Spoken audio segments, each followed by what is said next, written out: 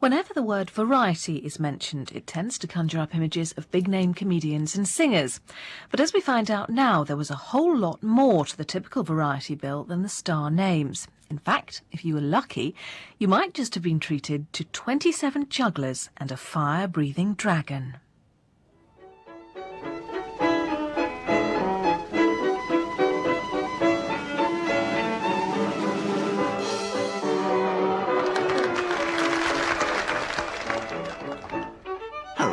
My name is Paul Harris, and although I've worked in the entertainment industry for many years as a comedian, actor and writer, I've always had a secret longing to be a speciality act.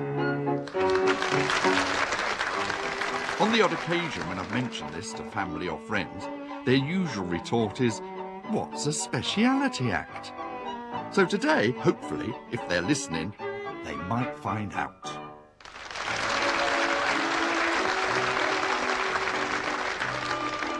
In the 100 years from the 1850s, when the music halls became popular, until the 1950s, when the variety theatres began to close, many singers and comedians became household names. The public would flock to the theatres to see stars such as Mari Lloyd, George Robey, Gracie Fields and Max Miller. There were, however, many other artists on the bills supporting these stars, who in most cases earned a reasonable living but remained relatively unknown to all except their most devoted fans. They were known as speciality acts, and they were placed on the bill preceding the star names so as to build up the excitement and the atmosphere in readiness for the star's appearance. Theatre historian Sarah Woodcock explains. These were the people who were the sort of skeleton of the variety bill, if you like, the skeleton and the muscle, and then you put the flesh on with the stars. And I mean, there were people who were doing things that are just, should we say, talents that they had. Countess Bykowska was the lightning flower painter, so she would just produce very fast images on the stage. Scissolatus would probably cut silhouettes. There were paper tearers, quick change artists, people who could do lightning calculations in their heads. All these sort of people were the lifeblood of the music hall and were really what it was all about. They were the bedrock on which the stars sat. Entertainer Maxton G. Beasley has shared the bill with many speciality acts. I was with a band called the Strand Show Band in the early to mid-60s and up to the 70s. And invariably you would have the speciality act that would open the show. The compere would come on, do a welcome, open the show, welcome to everybody, pan out how the night's going to work out, and then say, and to open our show tonight, apart from, of course, we've got a lovely exotic dancer that will be coming on before the break, we've got a great speciality act. And invariably they would do between 9 and 12 minutes. And that would be the opening for the show. A lot of them were sort of circus-type acts, you know, that kind of performer that would invariably come from the circus off-season and then adapt their act to the, in our case, the Northern Club Circuit or the North East Club Circuit, you know. And there were some really smashing acts. So what sort of an act is a speciality act? Or spesh act, as they're more popularly known in the trade? Well, loosely, spesh acts could be described as any act except singers, dancers and comedians. Although, having said that, there were musical and comedy specialities, and many dance acts that were classed as speshes because they were either based on a theme or contained comedy. One of the best and most well-known of these was the comedy dance act Wilson, Keppel and Betty, who kept audiences entertained from 1910, when the act was first dreamed up by Jack Wilson and Joe Keppel, until they retired in 1963, having used several different Bettys along the way. Surely you remember the sand dance?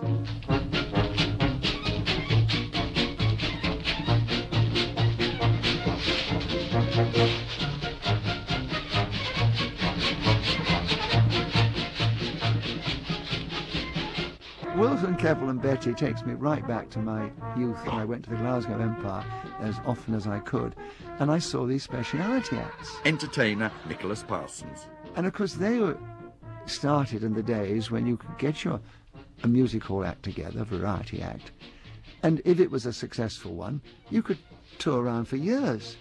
Theirs was so stylized and so clever and amusing, you could see it again. And I saw it more than once at the Glasgow Empire.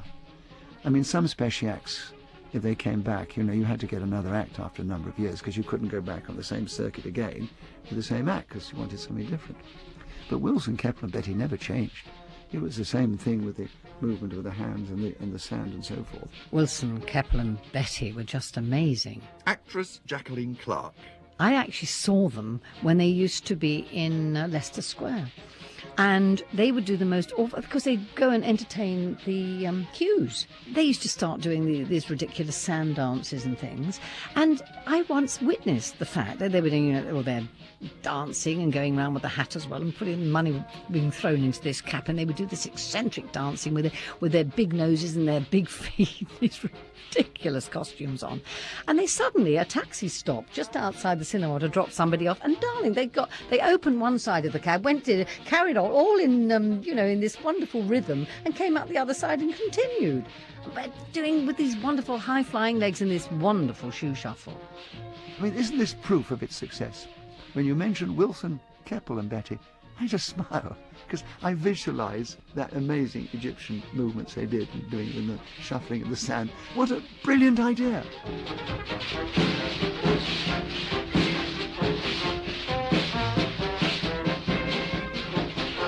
The best speciality acts are one-trick wonders, a simple routine repeated over and over and honed to perfection.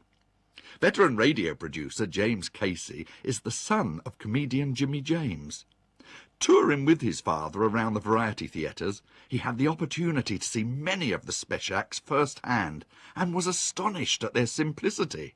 The ones you remember are the ones that we found amusing, like one man who used to have his assistant, his wife, come on with all different bits of equipment. And that was the act, really, because at one point he said, during the act, Millie has come on in no less than 17 different costumes. And she walked back on and he said, no, 18.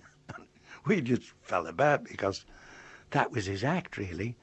Then there was another one, Cardoma fills the stage with flags. And all he did was produce from all over himself and everywhere flags with spikes on the end, and he threw them in the stage until the whole stage was full.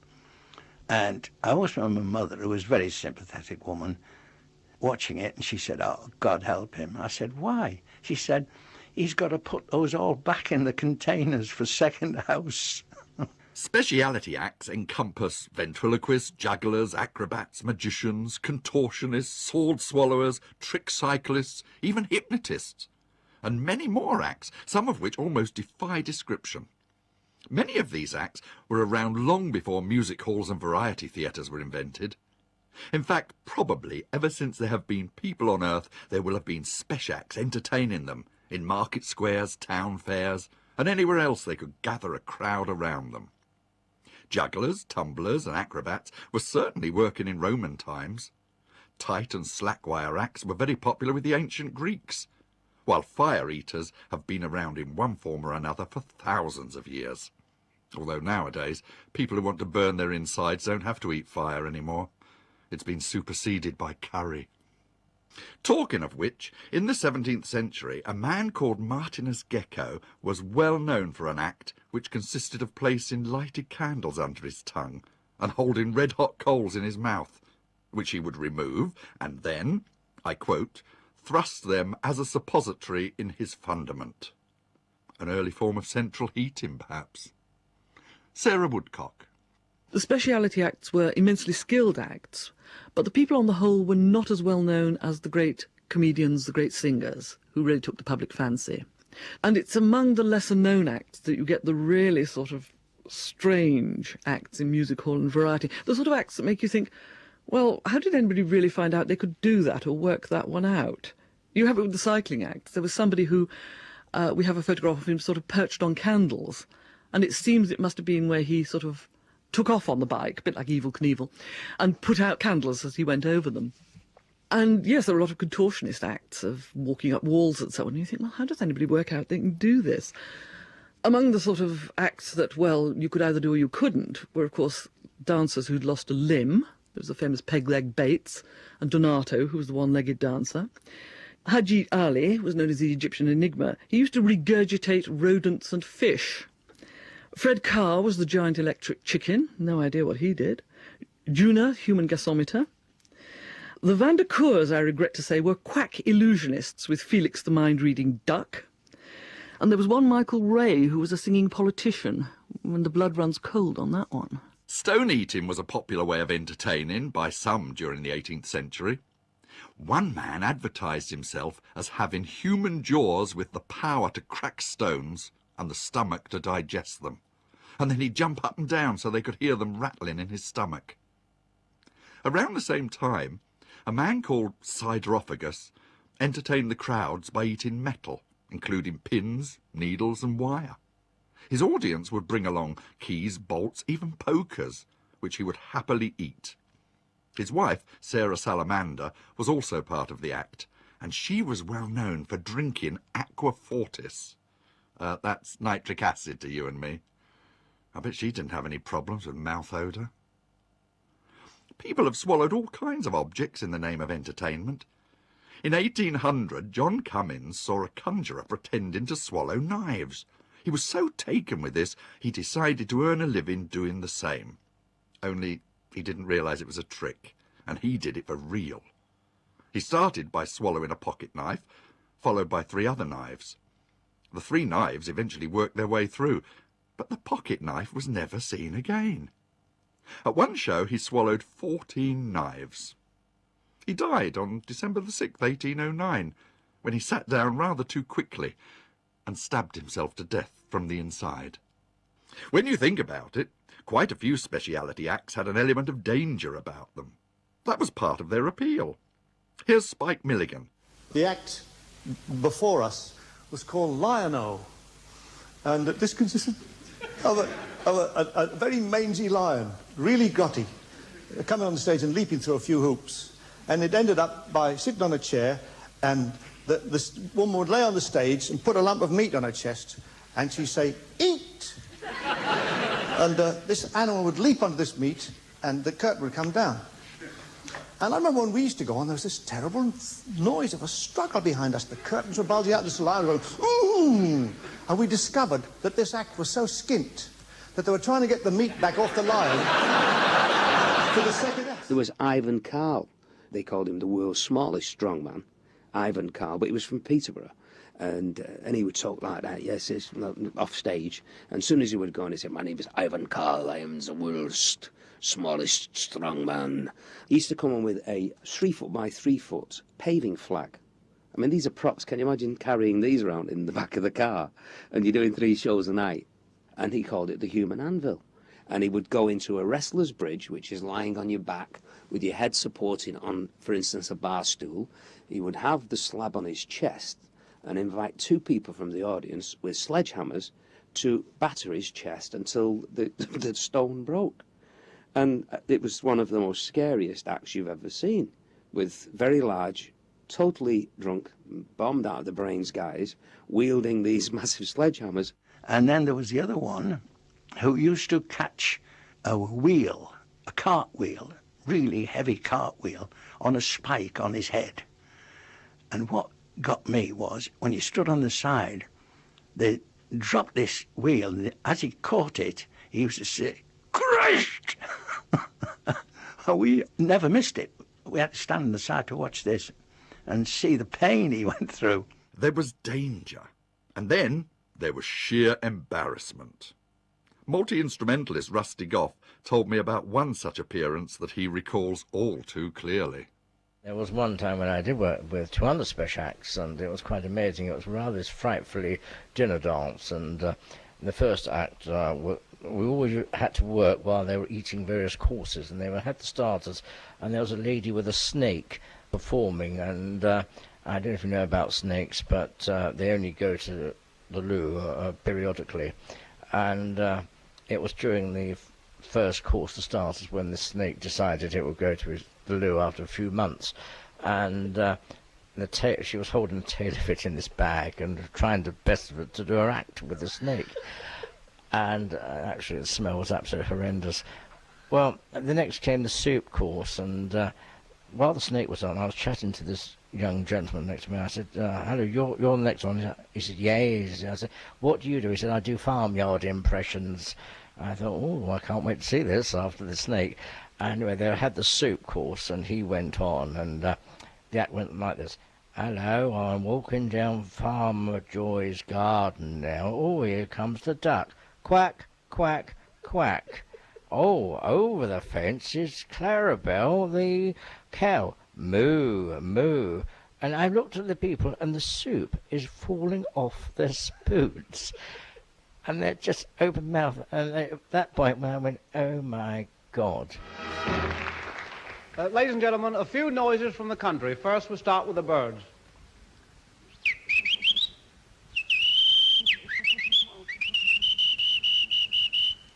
Chicken.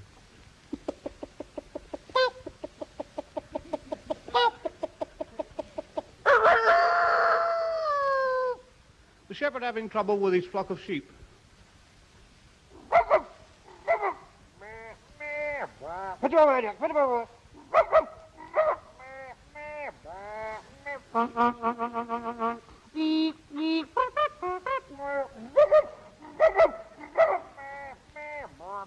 Last but not least, the village band.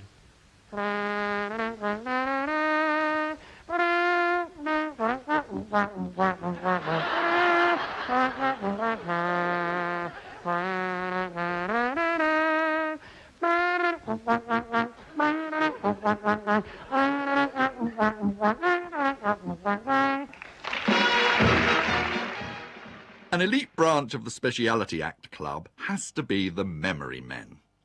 These were surprisingly few and far between. You know the sort of thing. A member of the audience asks the performer questions, which he then attempts to answer. One such was Dartus, real name William Bottle. He was born in 1875 and worked stoking the furnace at Crystal Palace Gasworks, until he discovered that any fact he read about seemed to stick in his mind, waiting to be recalled. In 1901, when he was 26, he went to a music hall where the manager was so impressed with his powers of recall, he talked him into doing an act on the halls. He became an overnight success and appeared on the halls for the rest of his career. On a trip to America in 1904, he impressed 4 doctors so much that they offered him £2,000 cash for the rights to his head when he died. He took their money and then outlived all 4 of them. He died in 1956, aged 82. We're out to stump the memory man, so get set to meet that reference library covered in skin. The bloke who knows more answers than a Cairo chorus girl. Our old pal, Leslie Welsh. A modern practitioner of the Memory Act was Leslie Welsh, who became well known through his broadcasts on programmes such as Workers' Playtime and Midday Music Hall. He answered mainly sporting questions posed by the audience and was rarely ever stumped for an answer. The Memory Man was born, I suppose, about 50 miles southwest of Benghazi in 1943. I was in an ex-cavalry regiment, and a couple of sergeant majors were arguing the toss about Manchester City, and I was in a rather depressed state. My wife had just lost her family in the Blitz, and I was looking out, you know, when you're miles from home, and their voices grated on my nerves, and so I shut them up. I said, actually, sir, and you had to say sir to a sergeant major in an ex-cavalry regiment. I said, actually, sir, I said, what happened was that Manchester City beat Manchester United by 3-2. The goals were scored by Tilson, Two and Hurd, and the City team was Swift, Barnett, Dow, Busby, Cowan, Bray, Toseland, Marshall, Tilson, Hurd and Brooke. Well, there was a stunned silence for about 30 seconds while they made up their mind whether I was taking the mickey or trying to be helpful. And I think what saved the day was somebody had a little football annual, and they said, let's see if this cocky so-and-so knows what he's talking about. And from that night onwards in the Western Desert, right up to past the Mouth Line, when I left the firing line then, I used to do a bakshish of an hour time. It was one way of passing the time. And by the time I got back to Egypt, everybody in the 7th Armoured Division knew that if you wanted to know anything about sport, go and see that sergeant in the 2nd Gloucester Hussars. So Enser heard about it, and to my relief, because I'd had enough of tanks by that time, I was loaned, I believe that was the word they used, to Enser, and I did some shows for them at night, accounts for them during the day, came back to this country, a variety act. Another unusual act in the variety theatres of the 40s and 50s was presented by Joan Rhodes. There had been many strongman acts over the years, but not a strong woman act, until Joan came along. I asked her how she started in the business. I ran away from home when I was 14, and I saw this man in the street performing a strong act, and my aunt had always said that I could lift a firking of ale when I was 11, and that I was big and ugly. And so when I saw this strong man, I thought, oh, I can do that. But of course I didn't know I couldn't. It took a lot of work. I saw an advertisement in the stage which said freaks wanted, and I thought I was a bit of a freak being so strong. And I was in a show called Would You Believe It? And there were, it was a giant. I used to pick up a giant, and then I had to stop because he said I was hurting him. It was because my shoulder went into his you-know-where. I used to break 6-inch nails, break them, not bend them, and I used to tear telephone books into quarters, and I used to bend a steel bar in my teeth and one round my neck. And I used to get 4 men on the stage, volunteers, and they tried everything. And I once had a challenge from a man called the Amazing Britain, saying that £100 a time and he would beat me.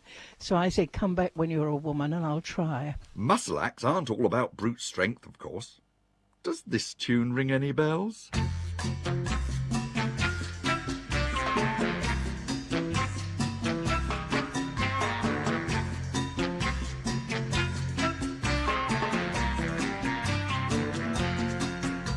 You'd get the act coming on who would do muscle control.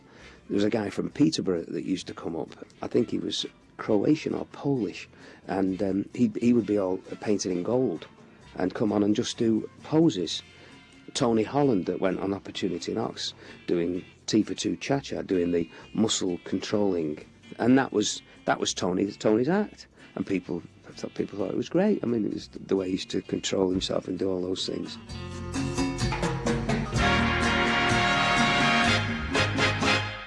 When the variety theatres began to close in the 1950s, many speciality acts fell by the wayside. Radio was taken over as the prime entertainment medium, and let's face it, many spesh acts like jugglers, trick cyclists and knife throwers don't come across very well on the wireless. Some acts, though, made the transition very well. One such is George Meaton. He was billed as the Big Noise, and his act consisted of maybe a storm at sea, where he provided the sounds of the storm, a creaking ship, and even a mast and rigging crashing to the deck. Then perhaps a racing car racing out of control along a country lane and crashing into a wall, or aeroplanes taking off. He could conjure up all manner of events using just his voice and a special microphone. Remind you of someone? A relative, perhaps?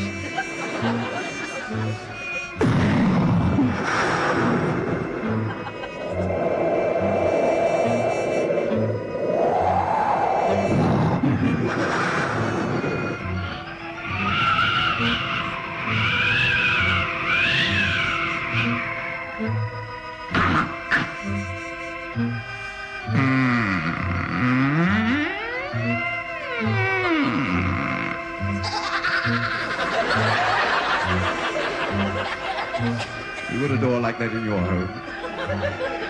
But I know which one it is.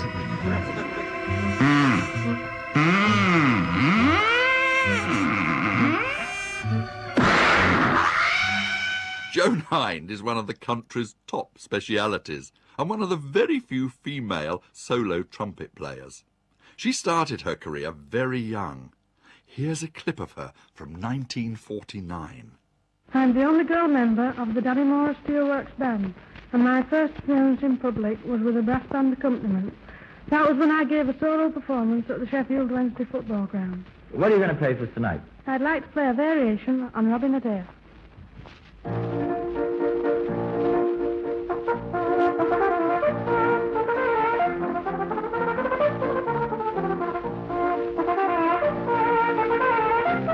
Do you think we'll see more speciality acts coming along, or are they gradually going to disappear?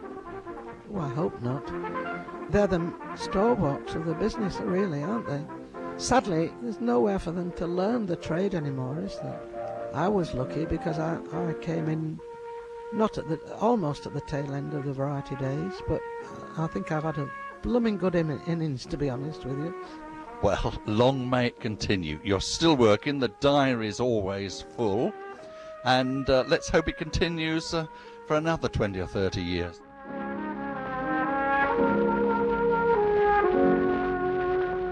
Joan Hind blowing her own trumpet. Well, as I said at the beginning, speciality acts have been around for thousands of years, and thank goodness there are still some around. If you look hard enough, you'll find them in theatres, cabaret, and certainly circus. But if you're lucky, you can still also come across one or two working the streets and shopping malls, just as they did when they first started. And just as in the Middle Ages, many of today's best spesh acts come from places far and wide. Multi-instrumentalist Rusty Goff sees a happy future for the Speciality Act. Spesh acts are still about in circuses. You have the Eastern Bloc countries, Romania, Bulgaria.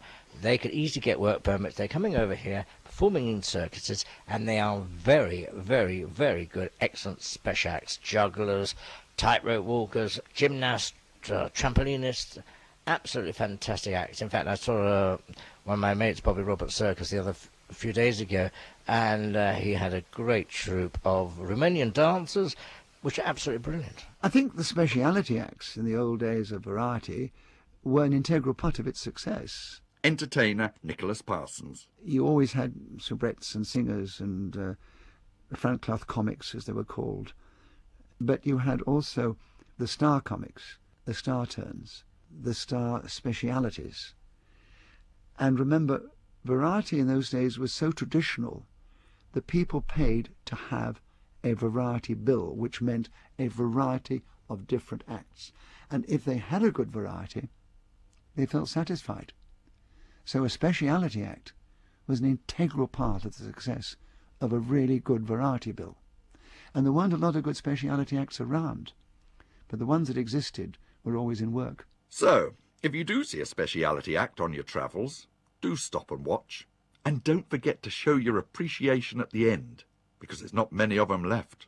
And after all, speciality acts are, well, special.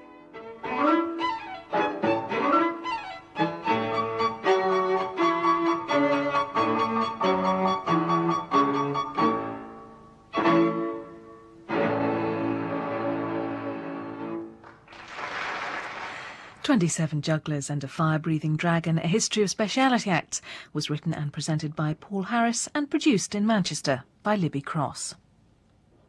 I'm hot stuff.